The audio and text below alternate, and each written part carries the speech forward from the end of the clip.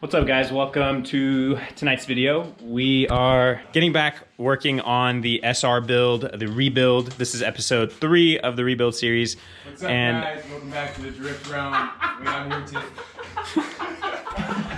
Why does he do this every time? Every time. Today we are working on behradsays, broken SR. If you guys have not watched the last video, go up and watch it so you guys can kind of know what the heck we're doing. But go up to the freaking corner of the screen. I don't know which corner Oh, you're doing that. Alright, click it. I kind of covered this stuff up, but we took off the cams, the rockers, and the cam gears. We took off the whole head, obviously. But what we have yet to do is take the pistons out. That's kind of next for tonight. So we're going to start with pulling the lower pan, pull the upper pan, start taking the front cover off, the water pump, crank pulley, and then we'll kind of go from there.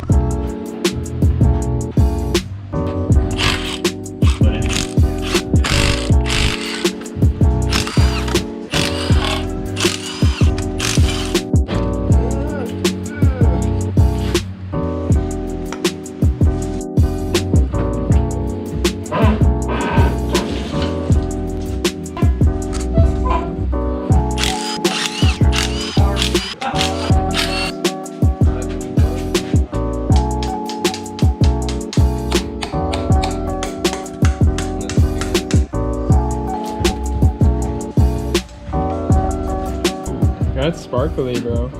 Ooh. That's a lot of metal. Oh my. Well guys, there's either a lot of bearing material in there or it's from the cams that got scored up, so I don't know.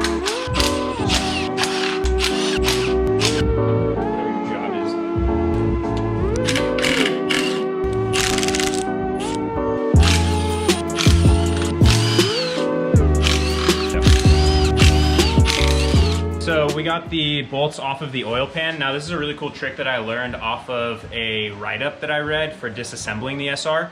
It's by this kid named Nikita, and he basically wrote this full write-up on tearing from the top all the way down through the pistons and rods. And there's basically a way to take this oil pan off without scoring up around the bottom of the block. So there's 2 bolt holes here. And I think it's these 2, and 2 of the bolts from the transmission actually thread in, and Nissan kind of designed it this way so you could thread those 2 in, and an even pressure from the front will help separate the oil pan so you don't have to start digging in there with the chisel and stuff like we have to do for the lower pan. So it would help also too to get the pan off if you take these 2 off. Thanks, Kyle. As well. Thanks, bud. Oh yeah, look, it's splitting. Good for you, Nissan.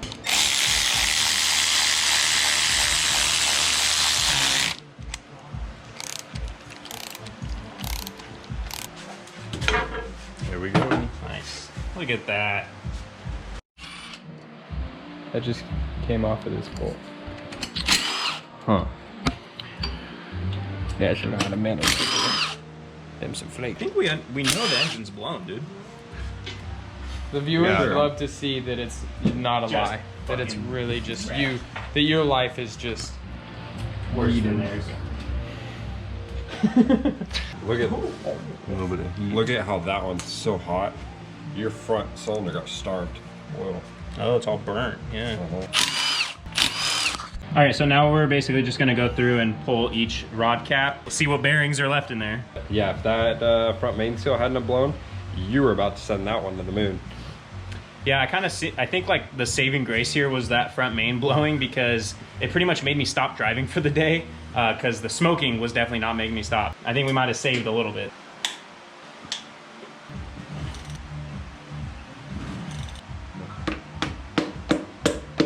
There you go. There it goes.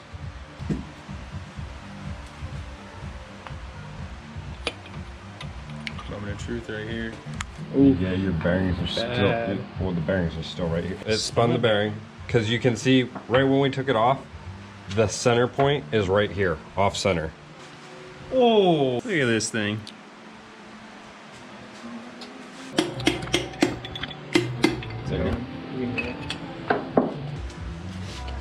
too bad.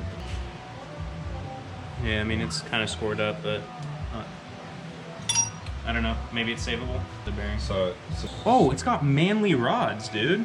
It's got freaking forged pistons and rods.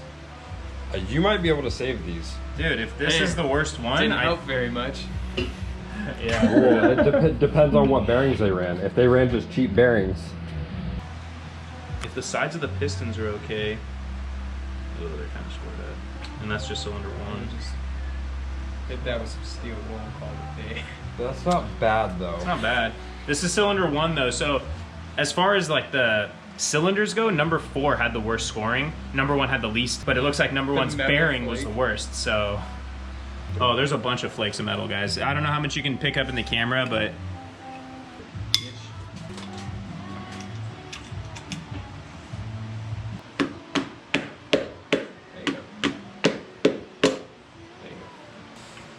So that's how they're supposed to come out, where that. Seated.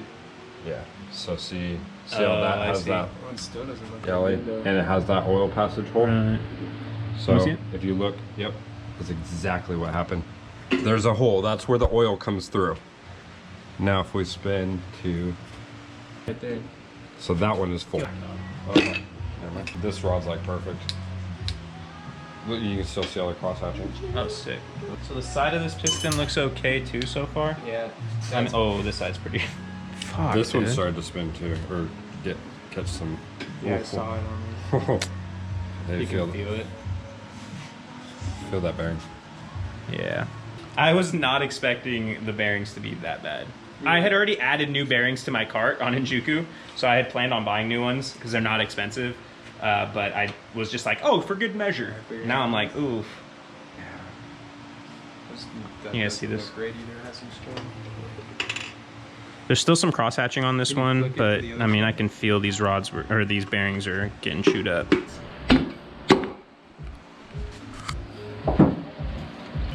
Cylinder 4, this was the one that the cylinder walls were the worst and had lower compression. Somehow the bearings look the best.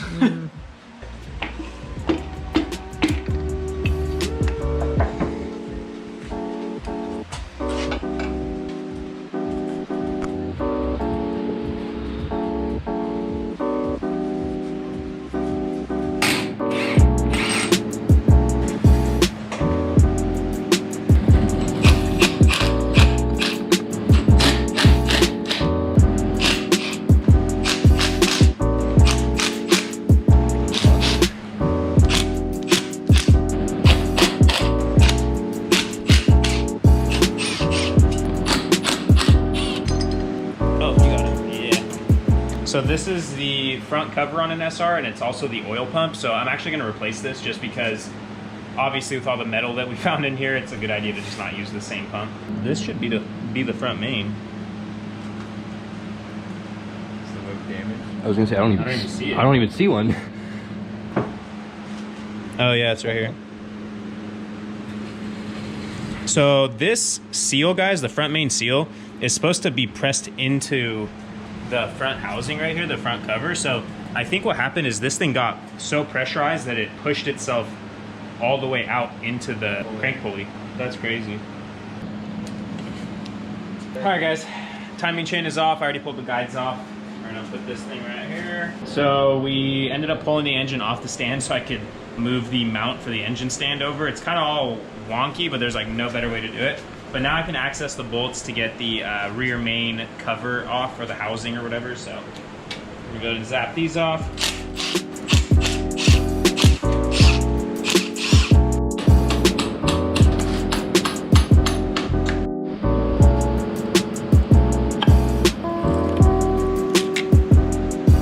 There's your rear main seal.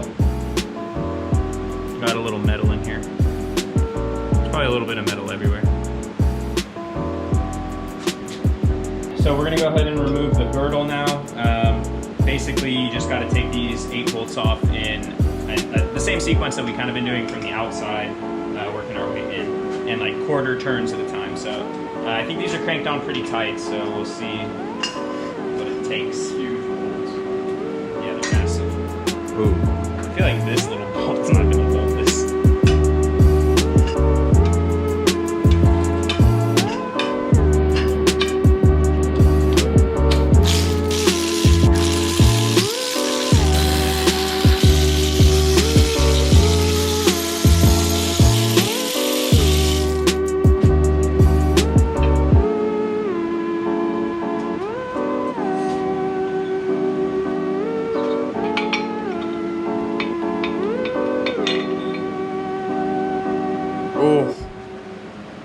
Oh no, you could just see the flakes of metal all over this thing.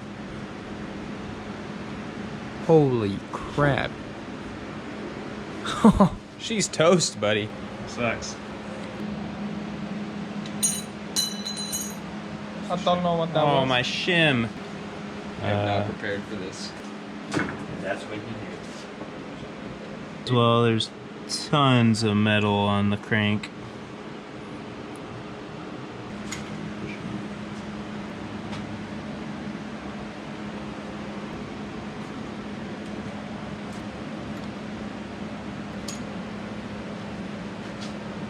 The main bearings don't look as bad as the rod bearings did, but they're still pretty, I don't know, they don't feel great.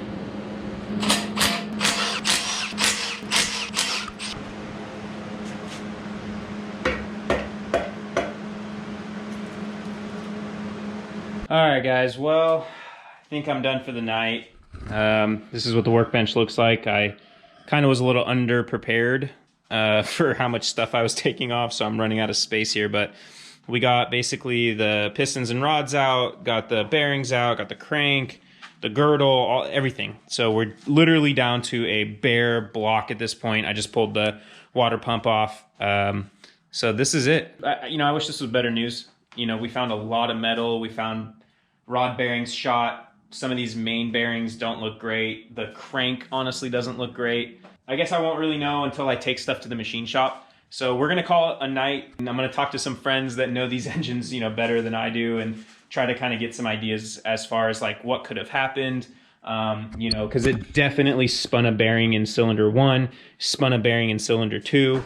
3 and 4 looked okay, although 4 was where we had lower compression. So it's like I have no idea what the hell happened. So.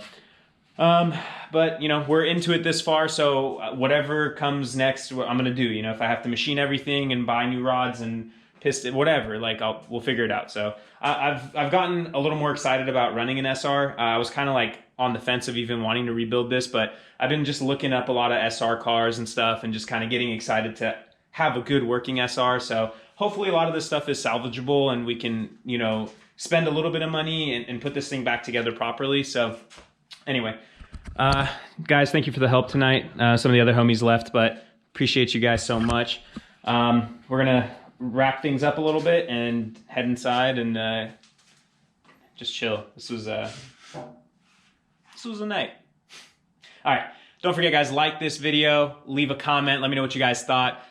Aside from all the bad news, I'm freaking proud that we just tore an engine down. I have never torn an engine down. So to be able to take the engine literally completely apart.